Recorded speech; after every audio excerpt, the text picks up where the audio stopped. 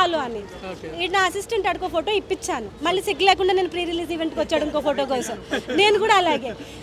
కళ్యాణ్ గారి ఫ్యాన్స్ ఎవ్వరు కూడా షై ఫీల్ అవ్వరు. హౌ మెనీ అవర్ టైమ్స్ మళ్ళీ ఫోటో కావాలనిపిస్తుంది, మళ్ళీ మాట్లాడాలనిపిస్తుంది, మళ్ళీ మళ్ళీ కలవాలనిపిస్తుంది. ఆయన ఒక వ్యసనం, హీఈస్ అన్ అడిక్షన్. యా. మిమ్మల్ని మీరు చూసుకోవడానికి వచ్చారు కదా, మీరు చూసుకుంటే ఎలా అనిపిస్తుంది క్యారెక్టర్ అంటే? అయ్యో నాకు ఇంకా తెలీదు, అంటే ఐ డోంట్ ఈవెన్ నో అది ఎంత స్పాన్ వచ్చింది నాకు ఇంకా తెలీదు. ఆ ఎంటైర్ సీక్వెన్స్ అయితే 18 minutes ఉందని చెప్తున్నారు. 18 minutes సీక్వెన్స్లో నేను ఎంత ఉన్నానో చూసుకోవాలి. But definitely that was choreographed by Kalyan గారు. మొత్తం సీక్వెన్స్ని ఆయన కొరియోగ్రఫీ చేశారు.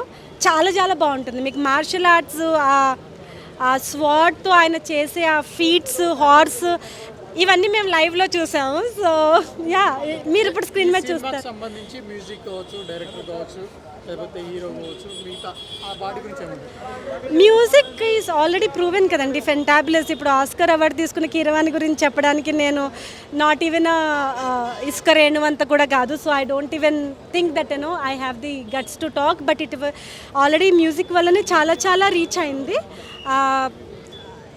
I think it's an experience అండి. కళ్యాణ్ గారి fans very pure, very innocent, very very loving. ఆయన మూవీ వచ్చిందా రాలేదా, హిట్టా ఫ్లాపా, ఆయన సీఎం అయ్యారా అవ్వలేదా, ఎప్పుడూ ఆయన వీళ్ళు ఇలాగే ఉంటారు, మేము ఇలాగే ఉంటాం. సో కాబట్టి మా అందరికీ ఇది ఒక ట్రీట్. మీకు ఆల్రెడీ వర్షం చూస్తేనే అర్థమవుతుంది, దేవుడు కూడా చాలా బ్లెస్సింగ్స్ పంపిస్తున్నారు. సో యా, పాపను కూడా కళ్యాణ్ గారు చూడడం జరిగింది షూటింగ్లో ఎత్తుకోవడం. అది నాకు తెలీదు. Maybe that could be implementation. ఆర్ఎఫ్సిలో కొంత, మళ్ళీ అన్నపూర్ణ స్టూడియోలో కొంత భాగం జరిగింది. బాలకృష్ణ గారి ఎంట్రీ గురించి అయితే నా స్కెడ్యూల్లో ఏం లేదు. ఎట్లా సార్తో యాక్టింగ్ చేయడము అంటే ఎట్లా ఉండేవారు మీతో? సార్ ఎలా ఉండేవారు మీ అందరితో? కానీ అంటే ఆయన చాలా, అంటే మనం అనుకుంటాము హ్యూమానిటీ ఉండడం పెద్ద గొప్ప ఏంటని.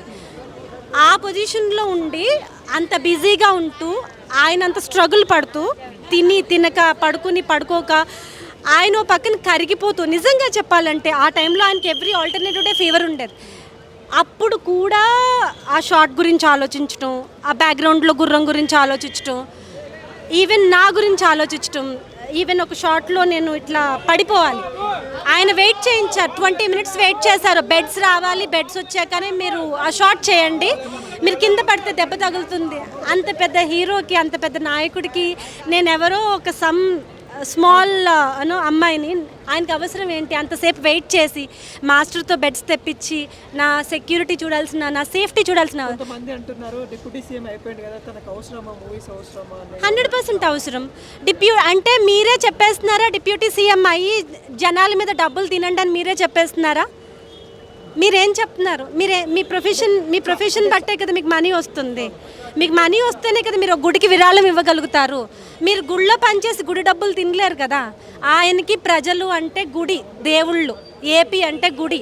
సో గుడికి డబ్బులు ఇస్తారే కానీ గుళ్ళో డబ్బులు తినే టైప్ కళ్యాణ్ గారు కాదు.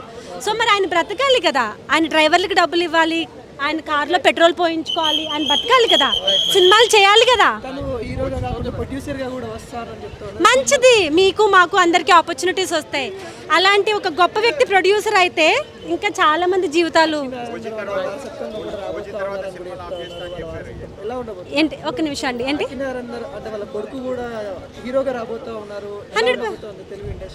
ఎలా ఉండబోతుంది ఏంటండి? కళ్యాణ్ గారి ప్లేస్ని డెఫినెట్గా రీప్లేస్ చేయొచ్చు. He is already having that OG wave. Already ఆయనకి ఆరా ఉంది. అకీరాకి ఆల్రెడీ వితౌట్ ఒక్క పోస్టర్ కూడా రిలీజ్ చేయకుండా ఆల్రెడీ ఇంత ఫ్యాన్ బేస్ ఉంది. It's great. ఆయన చేయను అంటారు, మనం చేయండి అంటాము, ఇది జరుగుతూనే ఉంటుంది. సో నేనైతే యాజ్ ఎ ఫ్యాన్ గర్ల్ చేయాలని కోరుకుంటున్నాను. Yeah, thank you.